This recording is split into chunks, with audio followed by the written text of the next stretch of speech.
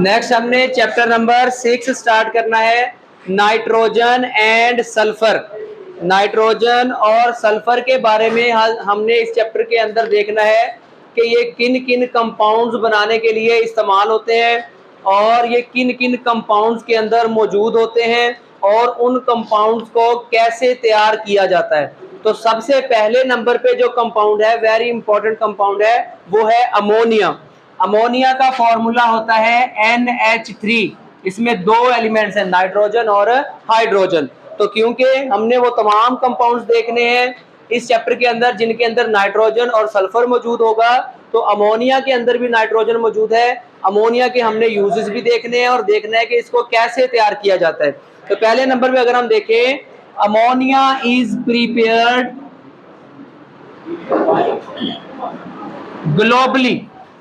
Globally हम कहते हैं पूरी दुनिया के अंदर अमोनिया को तैयार किया जाता है फॉर इंडस्ट्रियल यूज, फैक्ट्रियों के अंदर इस्तेमाल करने के लिए, क्योंकि अमोनिया का फैक्ट्रियों के अंदर बहुत ज्यादा इस्तेमाल होता है, इसलिए दुनिया भर में इसको तैयार किया जाता है।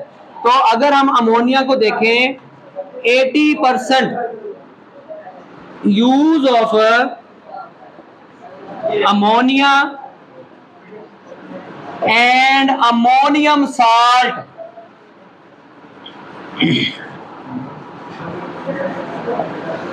Is a fertiliser.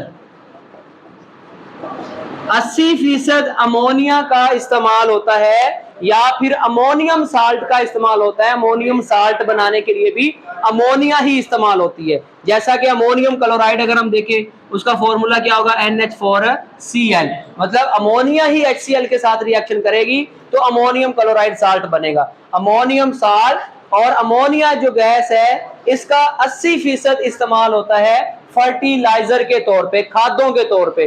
तो अगर हम देखें कि इसका मजीद कहां कहां पे इस्तेमाल होता है, अमोनिया का प्लास्टिक्स बनाने के लिए भी इस्तेमाल होता है,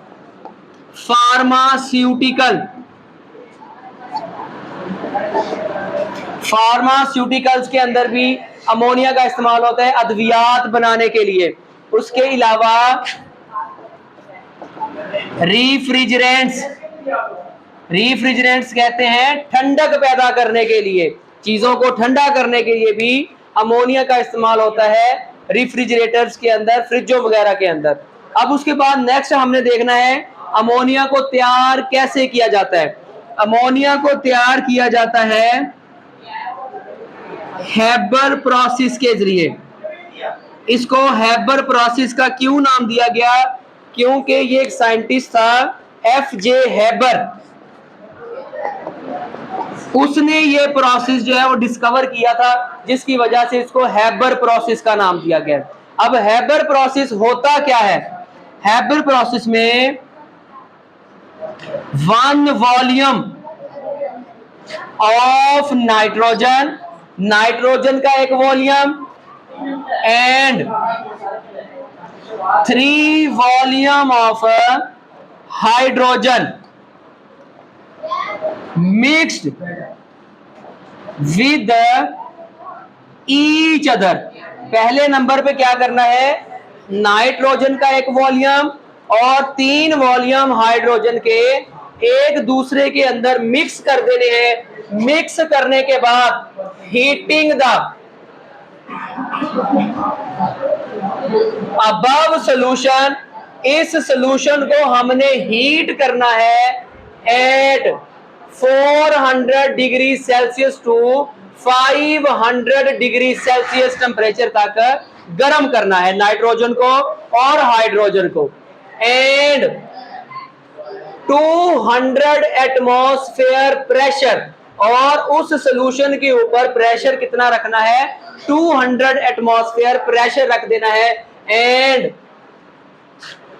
यूज ऑफ कैटालिस्ट, या तो आयरन कैटालिस्ट इस्तेमाल होगा या फिर एल्यूमिनियम ऑक्साइड कैटालिस्ट इस्तेमाल होगा। तो तब जो है वो नाइट्रोजन और हाइड्रोजन का जो मिक्सचर है वो चेंज हो जाएगा, किसमें, अमोनिया गैस में। फॉर एग्जांपल, एक वॉल्यूम नाइट्रोजन का N2 प्लस 3 वॉल्यूम हाइड्रोजन के 3H2, उसका जो टेम्परेचर है वो कितना रखा, 400 डिग्री सेल्सियस से लेके 500 डिग्री सेल्सियस तक, और प्रेशर कितना रखा, 200 एटमॉस्फेयर। और कैटालिस्ट कौन सा यूज किया, आयरन कैटालिस्ट यूज किया। तो क्या होगा, यहाँ पे अमोनिया गैस के 2 मॉलिक्यूल जो है वो प्रोड्यूस होंगे। देखो यहाँ पे नाइट्रोजन 2 है और हाइड्रोजन 6 हैं। यहाँ पे भी नाइट्रोजन कितने हैं, 2, और हाइड्रोजन कितने हैं, 6, 2 3 6। तो इस तरह अब ये वाला जो सोल्यूशन है ये इक्विलिब्रियम की हालत में हमें हासिल होगा। Above solution, above reaction in the form of equilibrium.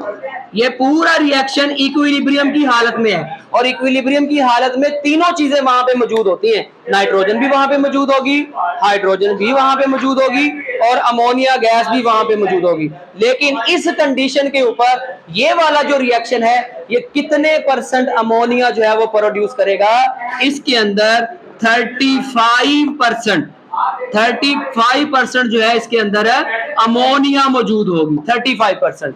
बाकी का 65% उसके अंदर हाइड्रोजन भी होगी और नाइट्रोजन भी होगी। अब ये सोल्यूशन में से हम अमोनिया को कैसे बाहर निकालेंगे, इसके लिए भी एक टेक्निक इस्तेमाल होती है।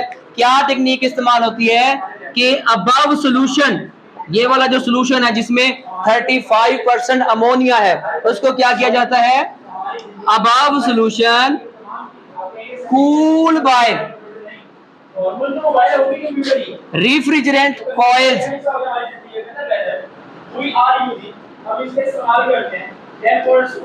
रेफ्रिजरेंट्स कॉइल्स के जरिए इसको क्या किया जाता है, ठंडा किया जाता है।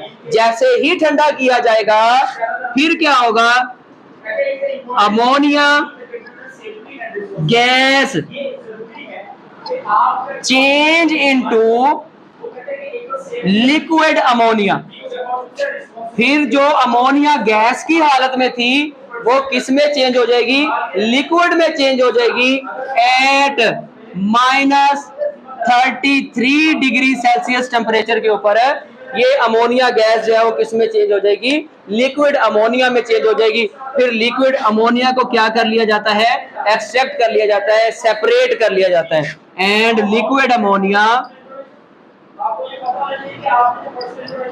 सेपरेटेड, लिक्विड अमोनिया को अलहदा कर लिया जाता है। बाकी जो वहां पे हाइड्रोजन और नाइट्रोजन मौजूद होगी उसको रिसाइकल कर लिया जाता है दोबारा इन रिएक्शन चैम्बर। इन रिएक्शन चैम्बर जहां पे रिएक्शन हो रहा है वहां पे फिर दोबारा नाइट्रोजन और हाइड्रोजन को भेज दिया जाएगा। तो इस तरीके से अमोनिया गैस जो है वो प्रोड्यूस की जाती है।